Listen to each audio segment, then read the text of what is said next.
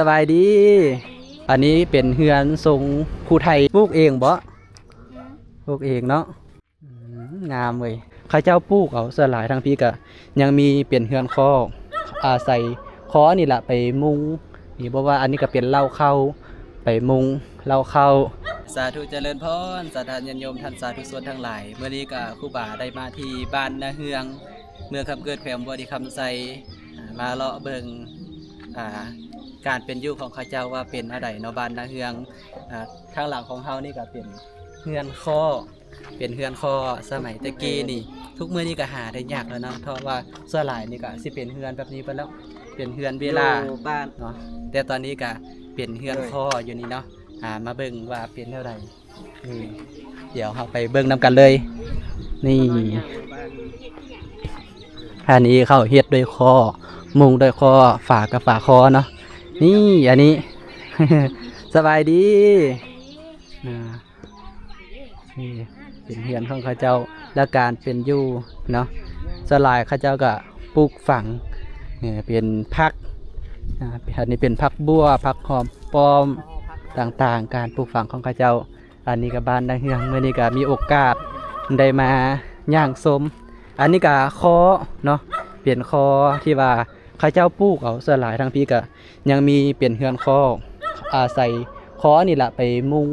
นี่บอกว่าอันนี้ก็เป็นเล่าเข้าไปมุงเล่าเข้านี่คอเอาไว้เฮ็ดเป็นฝาเฮือนแด่มุงเฮือนแด่เนาะเพราะว่าทุกมื้อนี้ก็เปลี่ยนเฮือนเวลาส่วนหลายแล้วนี่ขนาดฝาหน้าต่างของข้าเจ้าก็ยังเอาฝาคอมาเฮ็ดนี่เนาะอันนี้เป็นเฮือนทรงภูไทยเนาะบ้านภูไทยนี่อันนี้กำลังเก็บผักบ่นี่โอ้ผักยังนี่คืองามเด้ผักซีเนาะปลูกเองบ่ปลูกเองเนาะงามเลยเนาะกลายเป็นอยู่ปลูกฝังติดกับทงให้ทงนา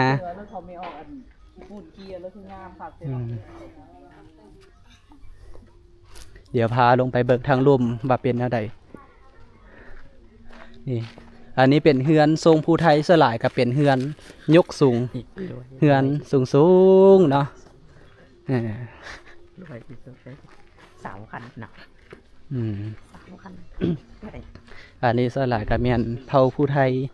ที่อาศัยอยู่แถวนี้บ้านนาเฮืองบ้านหางนาเนาะ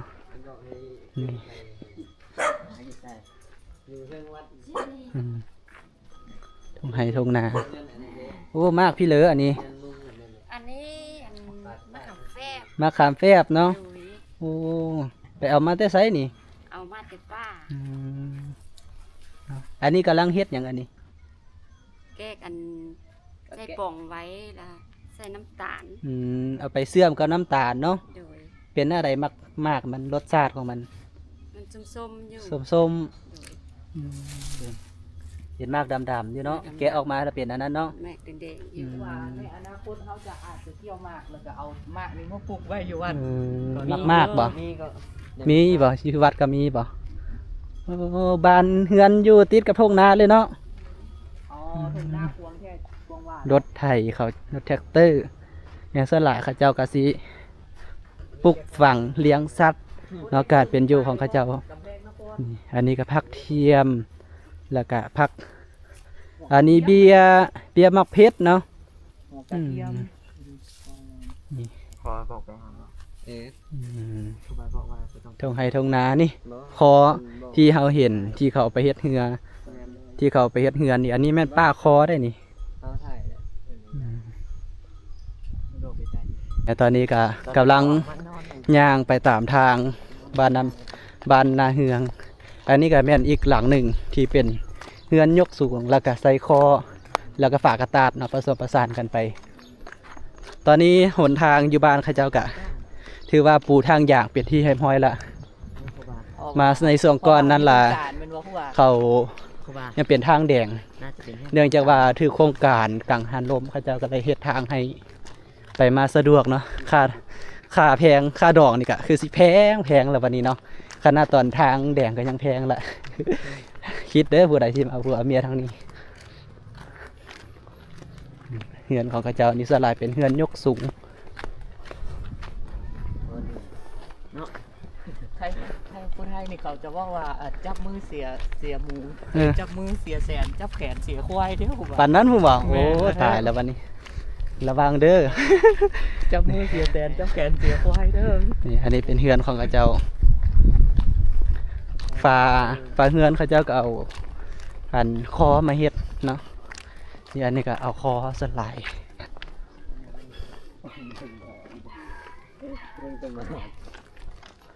นี่ อันนี้นึง เฮือนอันนี้ก็ยังเอาเป็นคออยู่เฮ็ดฝาเฮือนเนาะแล้วก็เป็นเฮือนทรงยกสูงทางลุ่มกับสลายกับเขาเอาไม้หรือว่าเอาปูนละยางถึกทางอยู่ว่ะ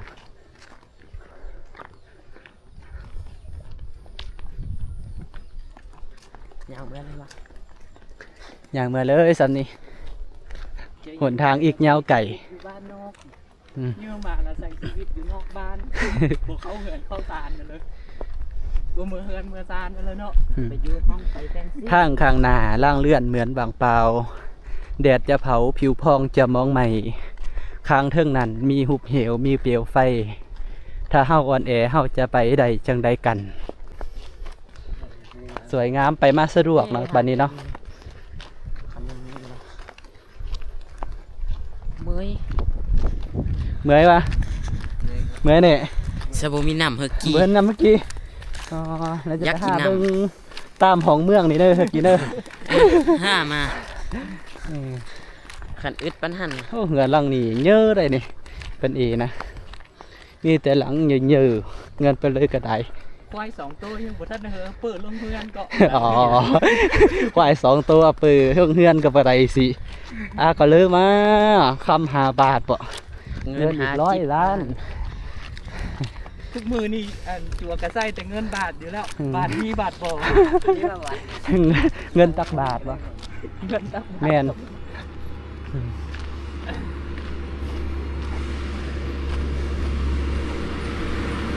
อันนี้ก็รถทีเขาเฮ็ดคนทาง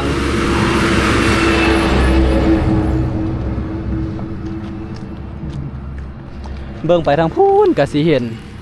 กังหันลม ซูมเข้าหน้าใดนี่แตะเลยบ่เนาะได้ 0.2 บ่ แม่นซุ่มได้จังนั้นแหละ เนาะอยู่ภูพูนเนาะบ่ค่อยเห็น เอาไปมา แล้วก็สิเห็น เอ้ย เป็น ว่าเดี๋ยว อายหมอกหลายๆหอมหอบก็สิมีกังหันลมนี่